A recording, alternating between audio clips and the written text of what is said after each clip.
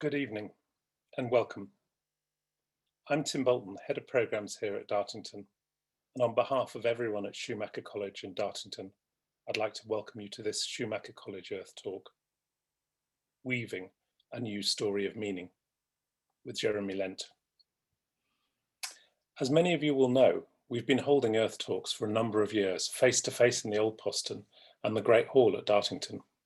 It's a fundamental part of our learning community, and we're really looking forward to more and more face-to-face, hybrid, virtual Earth Talks over the coming weeks and years.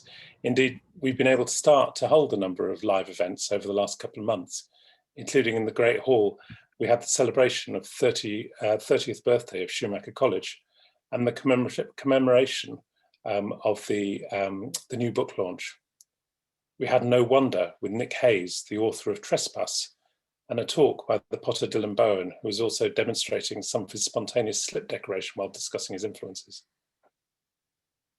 One possible benefit, if there really can be said to be any benefits of the pandemic, is the way so many of us have embraced new models of communicating and learning, and the way in which moving talks and courses online is enabling us to connect with so many people who simply couldn't attend activities here on the Dartington estate on a regular basis. But we hope over time we'll be able to welcome all of you.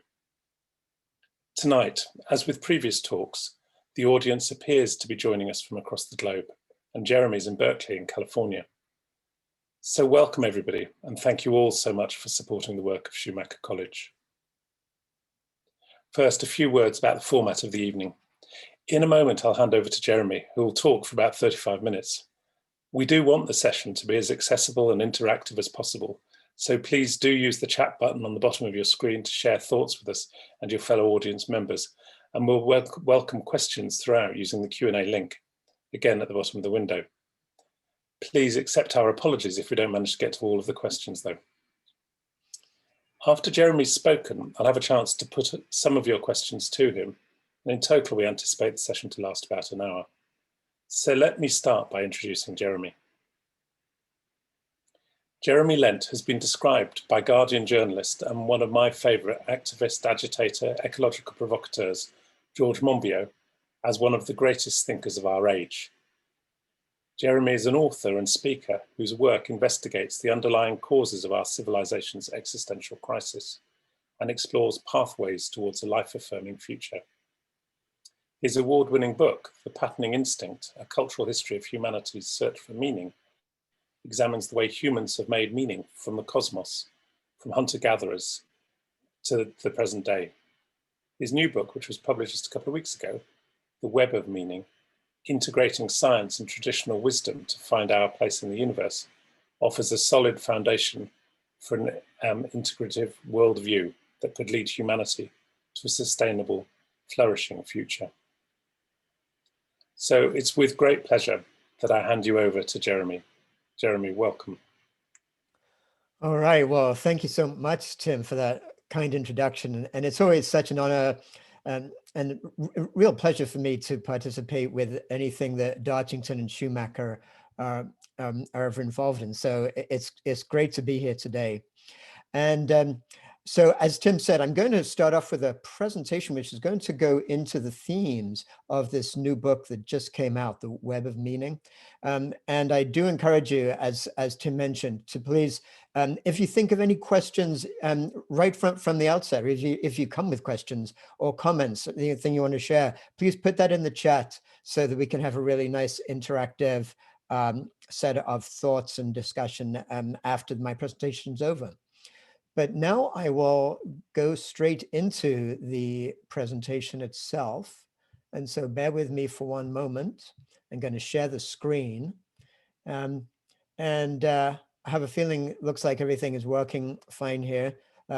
Somebody let me know if that's not the case. But so I think what we're going to be talking about as the topic is weaving a new story of meaning. And, you know, I guess it's reasonable for anybody to ask, well, why do we need a new story of meaning? Why do we need to weave something like that? And so I always think that the best place to begin maybe is just by considering for a moment our Earth, the only planet we know of in the universe where life exists. And it's been there on this tiny little marble for billions of years. And over that time, it's only been in the last couple of 100,000 years that a certain species arose that then developed the capability to actually change the Earth system itself, to take somewhat control over so many things around that system. And so it's reasonable to ask, well, how have we done in this kind of role of sort of stewarding this incredible power on this Earth? And the awful answer is that we've done horrendously at this moment. As pretty much everyone who's present, I'm sure, is aware, there's vast ecological destruction across the board. We all know only too well about climate breakdown ravaging the world right now. But just as importantly, if not more important, are the ecosystems all around the world facing ecological collapse. This statistic from the World Wildlife Fund is that there's been a 68% decline in animal populations worldwide since just 1970s, and when many people who were present were already alive on this earth. And because of this, because of all these things, we're now looking at most likely the sixth great extinction of species since life began on Earth billions of years ago. Only this one, of course, is human caused rather than some natural phenomenon. So it's very reasonable to ask, how did we get to this place? What are we doing that's causing these problems? And I did explore that to some large degree in my earlier book a few years ago called The Patterning Instinct, A Cultural History of Humanity's Search for Meaning, which looked at the ways in which different cultures made sense of the cosmos around them and how that affected history. And if there's one sort of takeaway that got distilled from that book, in my view, it's simply this, that culture shapes values and those values shape history. And by the same token, our values that we hold today will shape the future. So what are our values right now? Well, basically, they're values that are based on separation. And the modern story of separation that people live by, this is like this kind of iconic picture of what our sort of modern set of separation is like. People separate from each other, connected with their technology, even separate from the food they're about to be eating. And this modern story goes something like this, that nature is a machine, that humans are separate from nature. Humans are separate from each other, that human progress arises from the conquest of nature. And the earth is really just this resource to exploit for human benefit. And as a result of all this, there's this sense that the purpose of life itself is just to get wealthy and powerful. Now, in this new book, The Web of Meaning, that just came out a couple of weeks ago, the subtitle, Integrating Science and Traditional Wisdom to Find Our Place in the Universe. What I show is that every element of this modern story of separation is false. And in my book, and what we're going to be doing in this presentation, I'm going to be looking at how findings in modern science in recent decades with neuroscience, complexity science, evolutionary biology, system sciences, point to the same underlying understanding that traditional wisdom has been pointing to for millennia, whether indigenous knowledge, Daoism, or Buddhism, an understanding of our deep intrinsic interconnectedness, which leads to a different story, and a story of connectedness, that we are all interconnected in a web of meaning. So to kind of tackle how we're going to look at all this, I'm going to structure this talk, and the book itself is also structured similarly, by the existential questions that pretty much every human being asks at some point in their lives, like, who am I? Where am I? What am I? How should I live? And ultimately, why am I? So let's begin looking at that first one. who am I? And in each case, we're going to look at what our modern worldview tells us, and then look at a different way of making sense of these questions. And well, I think when we ask, who am I? It's pretty clear that our way of answering that comes from this statement, the foundational statement of modern Western philosophy from Descartes from hundreds of years ago, who simply said, everyone knows this statement, the most famous in philosophy, I think, therefore I am, cogito ergo sum. And when you think about that, I think, therefore I am, what it basically is leading to is the sense that human identity itself exists solely through our conceptualizing faculty.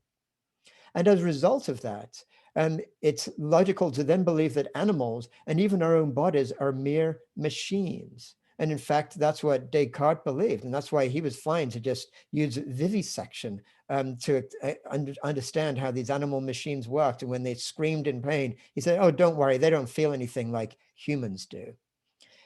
But in recent decades, biologists and ethologists have shown convincingly that animals are most definitely not machines. We now know that elephants communicate over hundreds of miles with each other through infrasound. They perform ceremonies over dead family members. We know that dolphins and whales talk to each other in local dialects, and they'll call each other out by name, and they'll even gossip about those who are temporarily absent. Wolves, we know, show deep family commitment, and the males help raise the young until they reach maturity. And it's not just these sort of higher functioning mammals.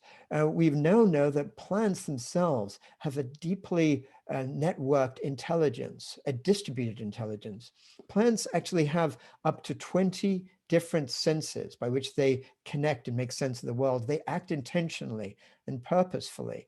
We've discovered now that they learn and they have memories and they communicate with each other through what biologist Suzanne Simard has called the wood wide web, through their root network intermingled with the mycorrhizal fungal network.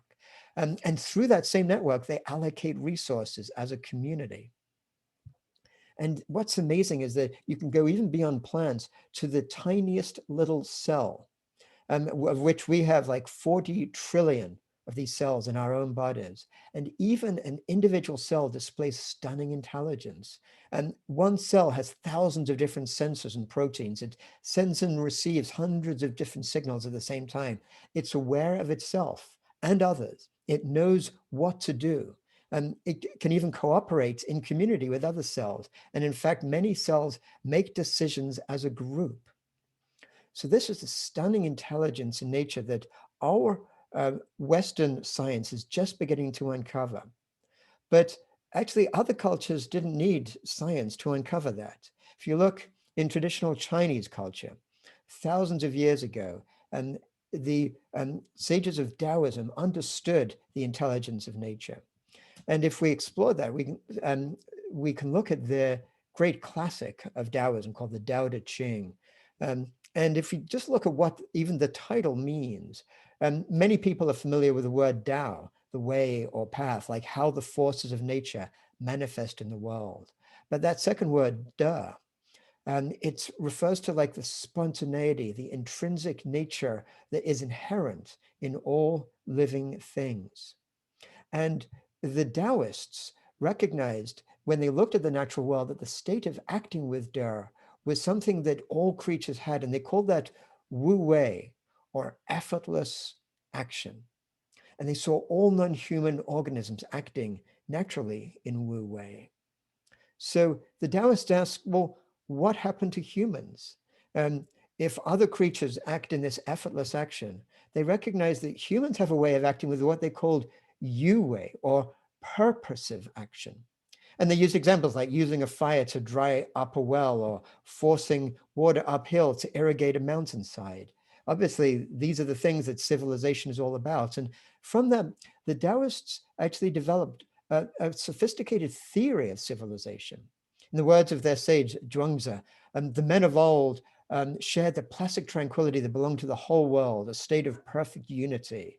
People originally lived in common with birds and beasts on a terms of equality with all creatures forming one family. But then, Zhuangzi said, people began everywhere to be suspicious. With extravagant orchestras and ceremonies, men began to be separated from one another as civilization developed. Now, in more recent times, neuroscientists look at the human brain, human cognition, and they've corroborated this Taoist theory. They recognize that this Yu-Wei form of cognition the Taoists talked about is mediated by our prefrontal cortex, which is what allows us to do symbolic thought, to conceptualize, to do planning, and to create abstractions. And when cognitive anthropologists look back in time in early human history, they see that emergence of symbolic thought, just like the Taoists said, was what was responsible for language, culture, art, and tool making. So what we now understand about this question of who am I is that we have a dual human consciousness. Just like Descartes thought, we have this conceptual consciousness. It's analytic, slow, rational, and effortful. And that's like that Yu-Wei thinking that the Taoists talked about. But we also have an animate consciousness, like the rest of all living creatures, that's intuitive, fast, emotional, and effortless, like that Wu-Wei that the Taoists talked about, which leads to a different way of understanding ourselves, that our human challenge is to actually integrate both systems in harmony, not just to identify with that conceptual, but with both of them, leading to a new way of beginning to answer this question of who am I, like that I am a mind-body organism capable of integration. So let's look now at this next question, where am I? And once again, if we begin looking at what the mainstream culture tells us, it tells us that basically we exist in a split universe. That there's this notion of that there's some sort of transcendent dimension where there's God or whatever it might be, and then there's the material world below, which is somehow fundamentally separate. And we've all come to take for granted the splits that we're told exist between religion and science, that they exist in different domains. But that split in our understanding of our universe leads to this unsustainable worldview where it's considered by many to be fine to pray to that transcendent place of meaning up above, even while we ransack nature below. But that sense of a split universe is something that's actually specific to the really way of thinking that arose in the West over the last couple of millennia, and other cultures didn't necessarily share that. And if we look once again in East Asia, in China, back about 1,000 years ago, there was a school of thinking called the School of the Tao in Sung Dynasty China at that time. And they integrated the three great sources of wisdom that had been developing in China for millennia before then, Daoism, Confucianism, and Buddhism. And integrating these different sources of wisdom, they developed what we now know today as Neo-Confucianism, which came up with a very different way of thinking about our universe. For the Neo-Confucians, the entire universe consists of qi, which we can think of in translating in today's words as like matter and or energy. But just as importantly, that qi was connected by li, the principles by which that qi is connected. And they understood the totality of all the li, all those principles of connectivity in the universe as the Tao. Now, again, if we look to modern decades of science, systems sciences also point to this kind of connected universe, whether we look at complexity science or systems biology or chaos theory. These different forms of science tell us that everything is connected and in non-linear ways. And frequently it's the interactions between things that tell us more about them than the things themselves. Whether it's like starlings flocking in the sky or schools of fish in the ocean or the ripples of sand dunes in the desert, or even the complete weather system, or geosystem of the Earth, or even the ways in which galaxies and stars connect up to form galaxies. It's the interactions that are often more important than just the actual stuff that they're made of. And when system sciences look at how to understand these interactions, they see that there are universal patterns in nature that often apply to very different systems at different scales too. And one principle that they've developed, that they've understood, is what they call fractals. Probably most people are familiar with this notion of a fractal. It's a pattern that repeats itself at different scales. It indicates self-organized activity in a system. And you see it everywhere in the natural world. You see it in the patterning of coastlines, the patterning of leaves on a tree, of lightning, the ways lungs are structured in our bodies, and even the neurons that form our brains. In each sense, in each of these systems, there's this fractal way in which everything is connected. And then when scientists look at nature itself, they've begun to see even all of nature like a fractally connected system, where every cell in the natural world is part of an organism, which is then part of a species. And the species are then part of an ecosystem. And the ecosystem, each ecosystem is a fractal part of the living earth. So from that, we can begin to again look at this question of where am I from a very different perspective and start exploring what it means if I think of each of us as ourselves as part of a fractally connected, self-organized universe. And from that place, we begin to sort of be ready to then ask this next question of what am I? And one place to begin is to go back to actually those Neo-Confucian times, and what one of their leading sages, Chu Shi was his name, said is that if one wishes to know the reality of Tao, in his words, one must seek it in one's own nature. And if we ask ourselves, what are we? What is our own nature? And we turn to the mainstream for an answer. Well, the mainstream basically tells us that actually, in the words of Richard Dawkins, who did such a great job of popularizing these ideas, actually we and all other animals are machines created by our genes, machines created in a highly competitive world. And as a result of that, a predominant quality to be expected in a successful gene is ruthless selfishness. And partly through the success of Dawkins and others, this what we've taken as a mainstream understanding of what we are and all of life is based on this sense of the gene being the fundamental unit of evolution that dictates everything about the organism and is inherently selfish and competitive.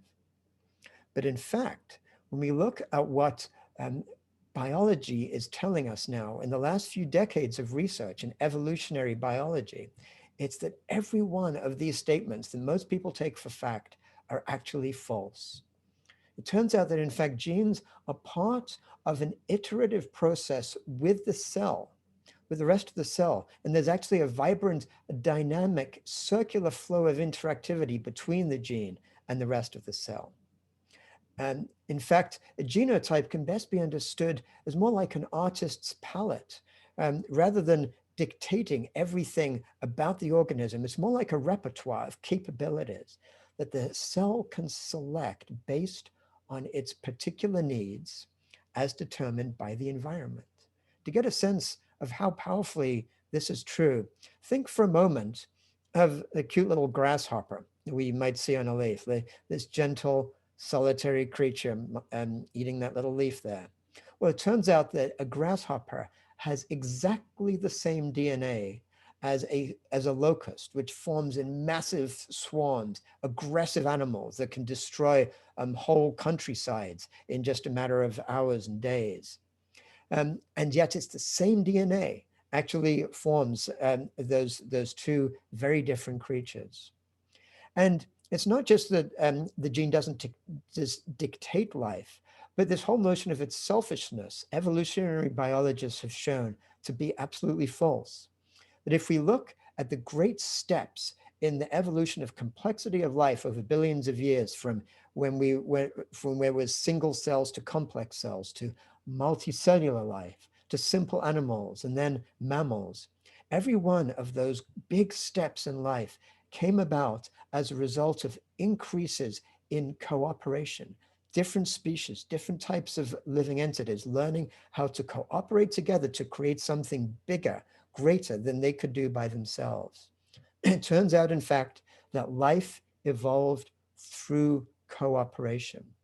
In the words of evolutionary biologist Lynn Margulis, life did not take over the world by combat, but by networking. And the great emergent principle that arose from that networking is this concept of mutually beneficial symbiosis, which creates this kind of harmonic dance of life in an ecosystem. And it's that symbiosis is what we see every time when we look at how plants photosynthesize and provide nourishment for other animals, how insects pollinate those plants. Animals transport their seeds. They fertilize the soil, which the fungus then regenerates. And then that's those same mycorrhizal networks transport nutrients for the trees around the rest of the forest. So in the words of leading cellular biologist Cole Woese, we can begin to see organisms themselves as resilient patterns in a turbulent flow. In his words, it's becoming increasingly clear to understand living systems in any deep sense, we have to see them not as machines, but as stable, complex, dynamic organization. So now when we begin to look at this question of what am I, we begin to see, well, actually, really, I am more like a resilient pattern of self-organized cooperation. And from that basis, then, we're ready to look at this key question of how then should I live? And of course, we all know what the dominant culture's mindset tells us is the answer to that question. We're told that humans are intrinsically selfish and greedy. And as a result of that, of course, selfish behavior by individuals is in the best interest of everyone. That's how capitalism works. That's the fundamentals of neoliberalism that's basically has come to dominate our world. In the words of Gordon Gekko from that movie Wall Street decades ago, greed is good. And even those who don't agree with that, and to his credit, Richard Dawkins is one of those, the mainstream understanding is that we have to overcome our selfish genes. In his words, let's try to teach generosity and altruism because we are born selfish. We need to understand what our selfish genes are up to, then we can upset their designs. But again, evolutionary biologists, cognitive anthropologists have now shown us that the opposite is true. Humans actually evolved to be cooperative. Millions of years ago, early pre-humans were vulnerable to predators in the changeable savanna environment. Those who learned to collaborate were the most successful. And over time, human identity expanded from just self and kin to include the entire group. It was actually the human ability to cooperate with each other, even those who are not kin, that differentiates us from other primates. And as a result of that, humans evolved what are known as moral emotions: compassion, guilt, shame, gratitude, embarrassment. These are emotions we deeply feel. We don't just act morally because we think we should, but we do so because it feels right to do so. And indigenous traditions around the world over millennia understood that clearly. In Africa, there's this key phrase in the philosophy of understanding life, which is Ubuntu, which basically means, in simple translation, I am because you are. In North America, the Lakota tribe have this phrase, Mitakuye Oyasin, we are all related. And they're not just talking about their own families and their other humans, but all of the natural world, everything around them of which they're part. So we can begin to understand that flourishing is actually based on our intrinsic connectedness within ourselves, with others, with the natural world, and with the entire living earth. And human flourishing itself, then, we can begin to realize is fractal, where each human mind-body organism is a fractal part of a much bigger community, which is then a fractal part of the living earth, which leads to an alternative life-based value system, which was maybe best expressed by the great 20th century humanitarian Albert Schweitzer, when he said, "I am life that wills to live in the midst of life that wills to live." And as a result of that, in his words, I cannot but have reverence for all that is called life. That is the beginning and foundation of morality, which then offers us, of course, a very different way of beginning to think about how we should actually live, as in beginning from that foundation of I should live in reverence and care for all life. And so now, as closing this presentation, let's move to this final question, this ultimate question: why am I? And if we look at what our modern worldview tells us, the answer to that question, well, it's kind of depressing. It says there is no answer to that. We live in a pointless universe, or in the words of Nobel Prize winning reductionist scientist Steven Weinberg, like a spokesperson for this reductionist mainstream worldview, the more the universe seems comprehensible, in his words, the more it also seems pointless. But once we begin to recognize the importance of connectivity around us, we can begin to understand meaning itself as being a function of connectedness. That when we look at any system of which we're part, as the number of connections increase, they lead to a phase transition and the emergence of new meaning arising from that. And we see that in systems all around us. Just think about it, when words connect, language emerges. When organisms connect, an ecosystem emerges. When neurons connect, consciousness emerges. And I'm sure many people here today have had this kind of experience, a peak experience maybe in your lives, of this sense of oneness, of this incredible connectedness of all things. And oftentimes we're told, well, that's not scientific. That might have a spiritual meaning, but there's nothing scientific about that. But from this understanding, we can begin to see that it actually is this deep recognition, this deep experience of what science actually points us to. And that sense of connectedness has profound implications. That everything you do in your life creates these Lee ripples of connectedness, which affect everything else in the universe, forming this deep principle of the ultimate connectivity of everything in the cosmos. That we exist in an ocean of Lee, and these Lee ripples exist within each of us. They expand out beyond that, so that the choices we make, the personal choices and actions, to participate in regenerative community, to engage in the broader political process, all of these choices about ourselves, about others, and about the way in which we relate to the system around us are what weave the web of meaning. So then, as we begin to look at this final question, why am I? We can start to explore, what does it mean if I am here to actually weave my part in the web of meaning? And maybe if enough of us begin to start to ask these questions and ask, what does that mean to weave our part in the web of meaning? Perhaps we have a chance to regenerate our beautiful, fragile earth.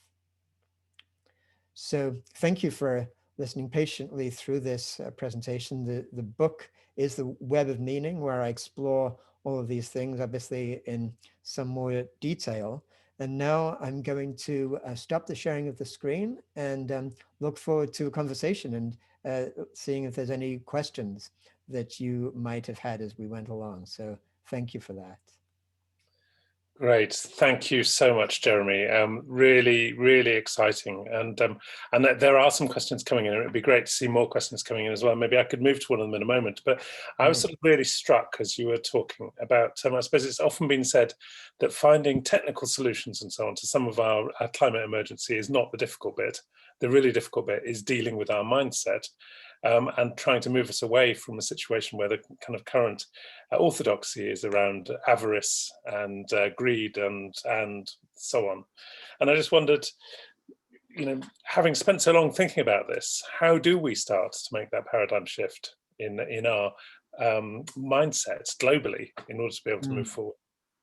Right, and that is such a fundamental question, isn't it? And I do feel strongly that it is true that any amount of investment in renewables or all kinds of good technological changes, and those are necessary. I'm not dismissing those at all, but they are not going to get us to redirect where our civilization is headed. Because there's actually a process that has been shown very clearly. It's actually called Jevons paradox.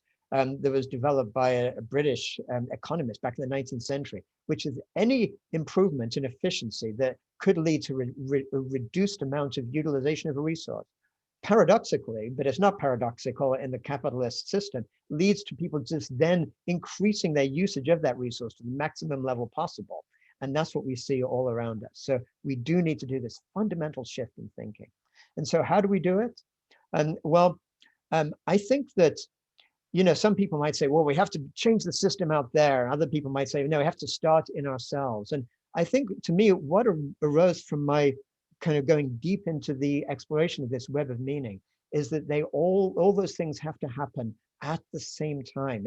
If we think of ourselves as this interconnected system, our very identity as being something within ourselves, with our community, and with these global systems of earth systems and political systems, well, I think we need to recognize that change cannot just happen at one alone.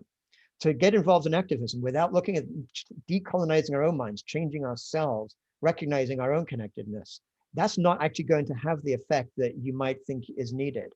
Similarly, people who say, well, I just need to basically, do my own transformation and the rest will just follow. And that's where I really need to focus my time because, all that political stuff doesn't mean anything anyway.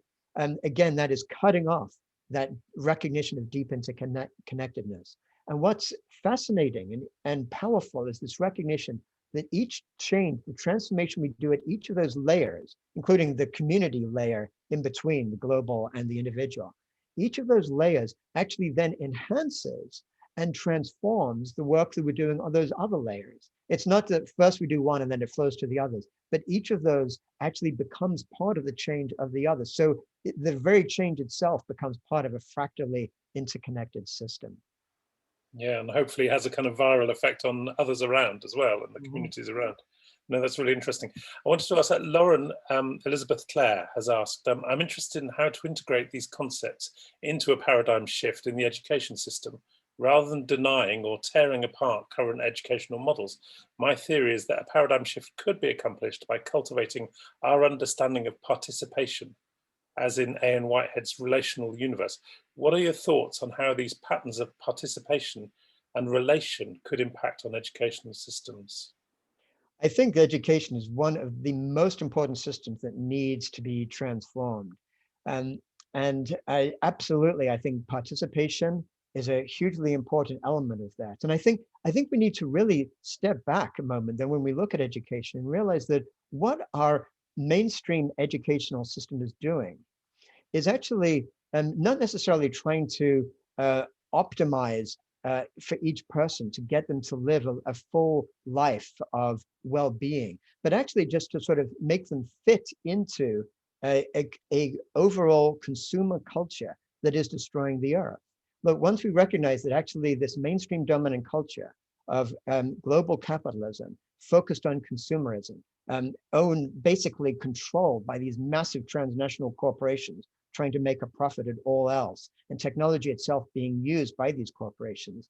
And then we look at what the education system is doing. It's actually training people to become little cogs, optimal cogs in that system, to become good consumers and to think of themselves to earn more money so they can consume more and then to develop the technological skills or the management skills or whatever, to actually be an effective part of a system that is actually destroying the earth, and not necessarily for their own well-being. So I think that education, as much as any system, and more than many, has to be looked at from a whole different perspective.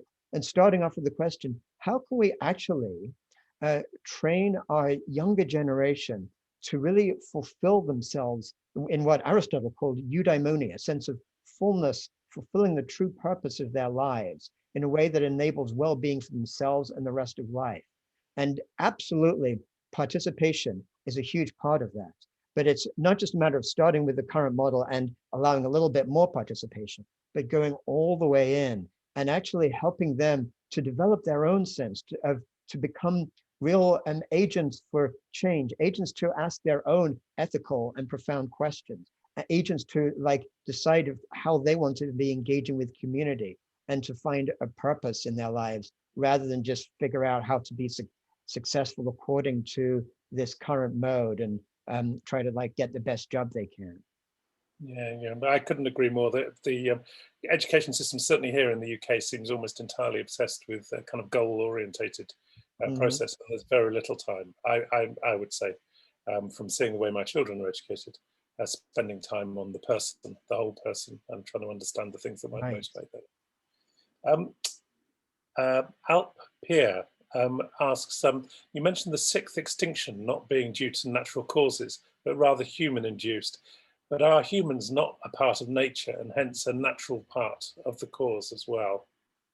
Yeah, well, this is actually, thank you for asking this question, bringing us into the space. This is a question I look at in some depth in the book, actually. There's even one chapter that is actually titled Humans/Nature, which, and a lot of the book asks this question. And I think that what we need to understand is, of course, humans are part of nature, and part of what I've been saying in this presentation is each of us, I am part of this embedded web of meaning. I am part of life. But it comes back to that you-way type of cognition that the Taoists talk about, that symbolic thinking, if you will. And we need to recognize that where humans are different from the rest of nature is that we apply that symbolic way of thinking to then develop technologies to purposefully affect the world. And that's what has led to these imbalances in the world between what is the result of you-way cognition, the result of what I call in the book conceptual consciousness, and the result of our animate consciousness. So while of course we are nature, there is something we do, and we can come up with different words if we want, but it basically works against nature in the sense that it arises from our sense of separateness from nature, our sense of wanting to conquer nature. And it can be seen fundamentally in this worldview of exploitation of nature, where we think nature is just there for us to exploit for human purposes, which leads to a whole value system of extraction. We can really look at what developed in Europe starting around the 17th century, things like the rise in corporations, the rise of capitalism, and the rise of this of colonialism, basically looking at everyone that wasn't a white European Christian as being a resource to extract, to enslave, destroy, commit genocides, or just, if they were not humans, just absolutely used to the maximum extent possibly, as fast as possibly. And we're still on that treadmill, which is causing these incredible imbalances. So I would say that we need to get away from just that very word nature. And once we recognize this notion of what is life-affirming and what is actually humans acting in a way that is life-destroying, that's the distinction we need to be looking at. That's really interesting. But I suppose as you were talking, I was wondering about, it cuts to the heart of a number of the things you were talking about earlier on, but about what is our true nature and whether we could ever really understand what our true nature is. Because in some ways, what I was understanding from what you were saying is that we needed to almost stand outside ourselves a little bit and construct ourselves a better nature that would allow us to be able to move forward, rather than necessarily uncovering what might be our true nature, which might be a terrible shock to the system if we got there, or perhaps exactly what we need. Well, yeah, I developed a concept in the book what I call integrative consciousness. So if we think of these different, back to what the Taoists said at the beginning of that presentation, that really, and what modern psychologists have now corroborated, that there's kind of this dual human consciousness of a conceptual and an animate consciousness, as I describe them in the book.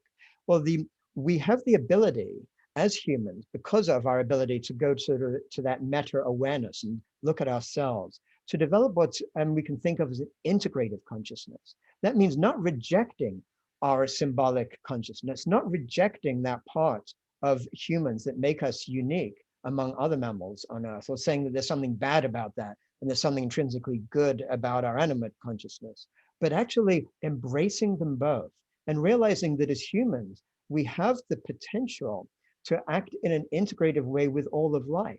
That if we actually learn from life some of these core principles of like this notion of mutually beneficial symbiosis, and we ask ourselves not simply how can we humans stop destroying nature, but ask ourselves a more proactive question: how can we humans use our technological capabilities, our powers, to actually get into mutually beneficial symbiosis with nature? It turns everything around. So we ask ourselves, how can we use technology not to try to limit the harm, but actually, how can we use technology in a way that life wants? How can we give life what it wants that also gives humans what we want? And that leads to a very different way of thinking about technology, thinking about the course of civilization, and what kind of paths we might be able to go on. No, thank you, Jeremy. That's great. David Ashton asks, can Jeremy talk about degrowth as an answer to the kind of capitalist system, which is carrying us all at an alarming rate to destruction of our planet? Yes, well, I'm a huge supporter of the degrowth movement, and I think the writings of Jason Hickel, I'd recommend everybody to take a good read of. He recently wrote a book, Less is More, which I think is a superb introduction to these thoughts. In fact, my only beef with the whole degrowth movement is the name of it, quite honestly, because I think degrowth is not the kind of concept that we want to sort of build a movement on. And because it seems so negative. And in fact, it's not really about degrowth. What it is about growing the quality of our lives rather than the consumption and all the destructive elements of our lives that are causing life to basically be devastated across the board, and causing the incredible inequities around it. So I think the degrowth movement has fundamentally sound ideas, recognizing that it's not about just simply focusing on getting that GDP number down, but it's about transforming our society so that we can find a sustainable, steady state way to live in harmony with ourselves as other human beings and with all of life. And my own preference for how to think about that is this phrase that has gotten me really inspired and excited. It's not my own term, but it's a term that I've really embraced. It's this notion of an ecological civilization. It's the vision of a civilization that was built not on principles of accumulating wealth and growing material wealth and exploiting others, but actually built on this principles of life itself, looking at how ecosystems work that have been so healthy for millions of years until we've come along and disrupted them, and looking at how do we apply those principles to actually look at what a human society might actually be based on and might lead to long-term flourishing. So I think that's an exciting vision, which basically totally incorporates the sound, brilliant ideas of the degrowth movement in Europe right now. Yeah, thank you. Thanks very much. Amelia asks, sorry, I'm hopping about quite a lot, and if I miss out some of your questions, I'm really sorry. I'm trying to pick through some that relate to each other and try and move the conversation further on. And there's so many interesting questions in the chat, so I hope you're all getting to read those as well. But Amelia asks, I was wondering, what's your take on power? This relates to your comment on the previous question, values and choices, but also the deeper overarching narratives that guide our lives and embedded in systems of power, e.g. capitalism, patriarchy, empire, which we also need to address. How is this related to our crisis of consciousness, and what would be the way forward in this regard? Yeah, well, I think that it's really a question when we look at this big sort of concept of power is making a distinction between this notion of like power over versus power as in power with, like empowerment. And I think that the ways in which power are understood arises primarily from the fundamental sense of identity. So if we see ourselves according to this mainstream worldview as separate individuals, humans being separate from nature, as my family or my group being separate from other humans around us, then I get totally focused about power over. I want the power to exploit others to the very point of issues like white supremacy, human supremacy, colonialism. All of these things are about identifying from a smaller area and then wanting to have power over others around us.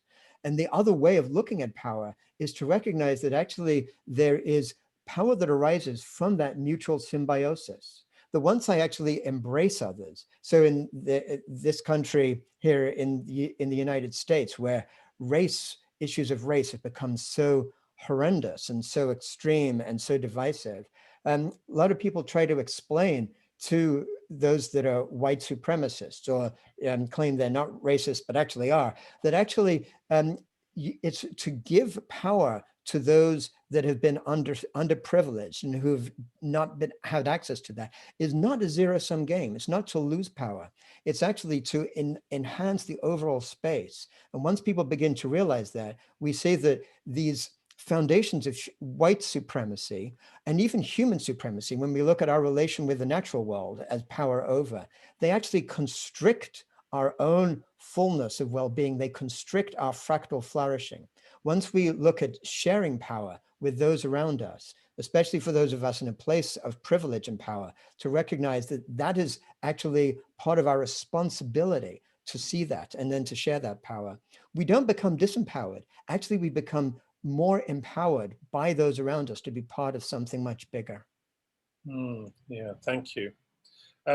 Marie asks, don't we have to change our language too? It seems we're caught up in a language of war and domination. Language carries the culture we live in and also shapes it. I think that is fundamentally true. And in fact, in my earlier book, The Patterning Instinct, I look in some detail about how language actually shapes our patterns of thought, that the very words we choose and the structures of sentences actually affect how we make sense of the world in kind of very deep ways we're not even aware of. So I think that is true about language. And what's also true at the less of a deep structural way, but maybe even more important from the day-to-day basis, is the words we use in just very simple terms. When we talk about mankind, there's this implicit sense coming from this Western tradition that man, like the male, is the sort of defining quality, rather than say humankind, just kind of expanding out, or just when you talk about somebody and just use the pronoun he, if you don't know if it's a he or she, this presumption of the sort of male supremacy kind of thing in our world. Those are some of the things we can actually change by recognizing the implicit ways in which in which these affect our mind. So if there's a committee and somebody is the head of it, we don't need to call them chairman. We can call them chairperson. And that might feel difficult for people at first, but these are important practices to begin to get into culture more powerfully, the changes in thinking that are necessary to recognize that we're more integrated. Thank you. Michelle asks, how do you marry progress with a life in equilibrium? Without progress, our quality of life would be impaired, health, life expectancy, etc. Is it possible to have both? Yes, well, progress is another of these very deeply kind of loaded and complex terms, which are so powerful to unpack.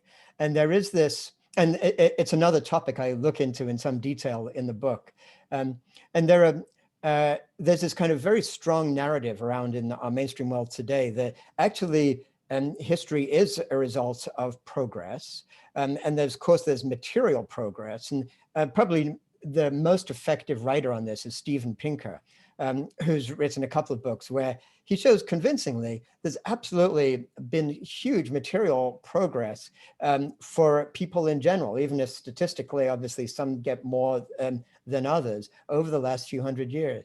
And people also claim that there's been moral progress, which also happened. Also, I think there is some significant elements of truth in that, that if you look at what were moral norms back in the 16th or 17th century, even in like Europe, which thought of itself as the most advanced place in the world, people who thought it was absolutely fine. In fact, like Samuel Pepys, for example, in his diary, talked about people being hung, drawn, and quartered, and you just sort of see it there in the central square and just take that for granted.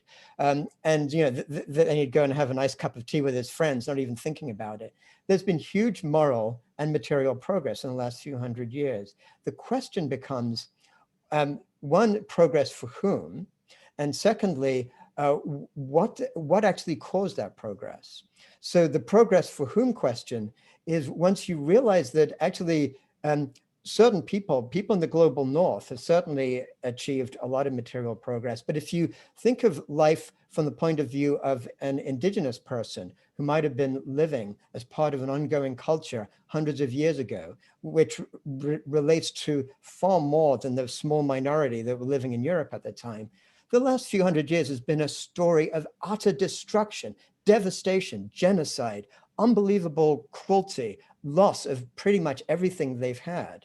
And not to mention people who lived in Africa were then like kidnapped as slaves and then enslaved to help this kind of progress for the global north to actually get achieved. And then if you look beyond humans and think about animals, there's virtually no animal in the world right now other than humans who would consider that there's been progress. Right now, there's over 70 billion animals that are tortured in factory farms throughout the world every year to provide food for us so we can enjoy our progress of eating more chicken or whatever. So we have to ask progress for whom? And we have to realize that actually true moral progress at this point looks at expanding our identity, asking those questions profoundly, and looking at a world where we can all, in fact, enjoy flourishing and good livelihood and well-being, rather than a small group enjoying it at the expense of others. Yeah, no, that's great. Thank you. Alex, Ivan Howard asks, why do you think humans developed this kind of separatist approach to identity, this I suppose duality of consciousness that you talked about? Yeah, that is a great question. Also, another one that I explore in some detail in the patterning instinct, which looks at these different ways. It's almost like layers of separation that developed at different timeframes in human history. And just a really quick potted answer to those layers of separation is that first is that core human sense of separation, that you-way versus wu-way thinking that we've been talking about today. But then the next really big shift in separation really arose with agriculture, with settled living, when humans put up fences, separating themselves from the wilderness. And that led to this, for the first time in human history, the rise of inequalities, of humans being separate from other groups of humans, and hierarchies developing, and the very notion of wealth developing. And it was really only later that the next layer of separation actually came with the ancient Greeks, and a way of seeing a separate universe, like one domain out there that we talked about in this presentation, the other domain here.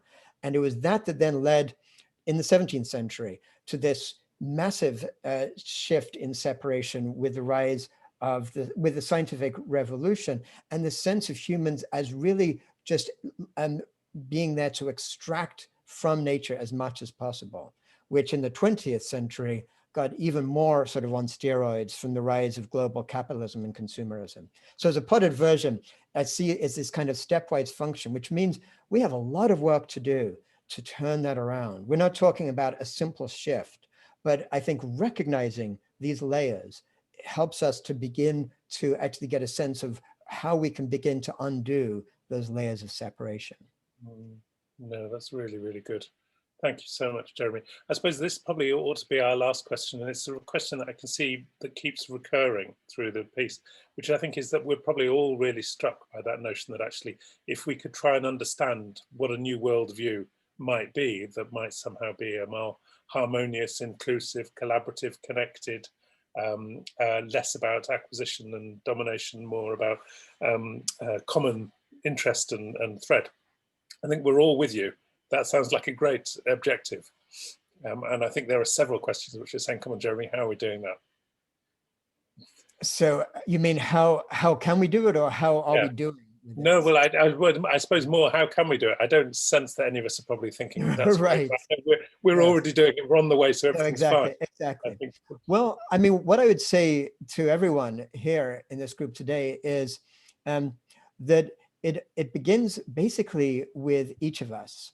And it really begins with each of us recognizing that what is going to happen to humanity's future is not like some spectator sport. It's not something that's happening out there and we just sort of get to watch and go, oh, it's all going to shit, or, you know, oh, it'll be okay somehow.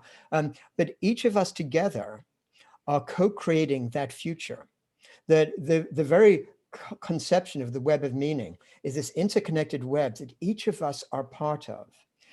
In fact, and the book asks towards the end, like, for each of us to consider what is the strand that we're weaving in that web of meaning. Once we recognize that we live in this kind of ocean of Li, as I was describing in the presentation, we recognize that it's a huge responsibility, but that every speech, every talk we give, every time we're in conversation with somebody, every time we make a small decision or a big decision, we're actually helping to co-create the future one way or another that we're all part of. And while that seems like this kind of horrible responsibility in some ways, oh crap, like so I'm partly responsible, it also gives a sense of liberation, because we realize that we are part of these massive interconnected systems, just like those mycorrhizal fungal networks that helps the tree roots redistribute resources and gain their sort of collective intelligence. You can't see them as you're walking through the forest, but they're there. Similarly, there's a mycorrhizal network of our ideas of interconnectedness through the world right now, that the headlines might look horrendous and what the politicians say might seem corrupt and destructive. But as human beings, each of us are connecting with others. And by recognizing that and by realizing that we're part of it, we can help to amplify those things. So every time we're looking at what others are doing, what's important is not just focusing on my own particular project that is going to save the world or whatever, and recognizing that, of course, no one will, but actually look at how can we amplify the work of others around us? How can we join communities that are doing stuff together, and getting away from some sort of hero complex about ourselves? How can we become part of that change? How can we live into the very future that we want for ourselves and future generations? Jeremy, thank you so much. That is so powerful. I think that kind of sense that we aren't in the stands, we're on the pitch.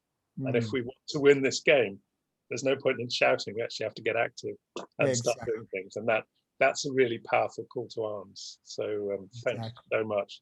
I know there are so many more messages, and I'm really and questions, and I'm really sorry that we haven't got a chance to ask any more of those. But hopefully you will have read them in the chat box and have a kind of sense of where they were going.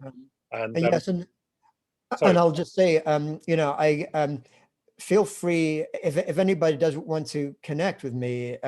Just you can go to my website. There's a contact link there, and just send me a message, send me an email. I'm happy to be in connection with anyone who'd like to stay in touch. Great, thank you so much. That's so generous. So can I just sort of bring us to an end, really? And it's been a really inspirational talk. And thank you so much, Jeremy. I'd like to thank all of you again for joining us tonight and supporting the work of Schumacher College. But before you go, there are a couple of events and activities that you might also be interested in. So tonight is the last night to enter the Schumacher College Resurgence and Ecologist Essay Competition. So if you're halfway through writing one, I think now's the time to get it finished. If you haven't started yet, you might be too late. But hopefully, and I know we've had some great entries already, so please do that. It's the title of the essay is about education as if people and planet matter. Tomorrow at 4 p.m. we have a talk in our Holistic Science public lecture series with Dr. Stefan Harding, Deep Ecology and the Healing of the Earth. And you can find all the details for both of these on the Dartington and Schumacher website. I hope, and I think from the comments I can see, that Jeremy's talk has really whetted your appetite, in which case I would also point you towards Jeremy's books, The Patterning Instinct, and the most recent, The Web of Meaning, as well as his website, where you'll find loads of details. If you're interested in acquiring any of these books, Jeremy pointed out yesterday, I think for one, you could go to your local, small local bookstore, or alternatively, you can log on to the publisher's website, which is Profile Books in the UK. .com, and there apparently you can select which is your favorite bookshop to purchase it from rather than have to go through Amazon. So I don't want to give Jeremy too much of a plug, but I certainly like the idea that lots of small bookshops might benefit from the experience. We also have a number of other online talks, short courses, postgraduate programs at Schumacher College, which are located around very similar themes. So do please look at the website, subscribe to our mailing list, and follow us on Twitter for information on courses as well as dates, times and speakers for future Earth Talks and events. There's also an archive of previous Earth Talks available on the Dartington and Schumacher website. So again, which have commonalities with this talk, and you may find other things there that would interest you. As always with our Earth Talks, we'd love to have your feedback on how we can continue to improve. Also, we'd love to hear about the issues, topics, speakers you'd like to see in the future. So do please send us stuff. And can I thank you all again for your very active participation, and thank once again Jeremy Lent. It was a great talk. Thank you and good night.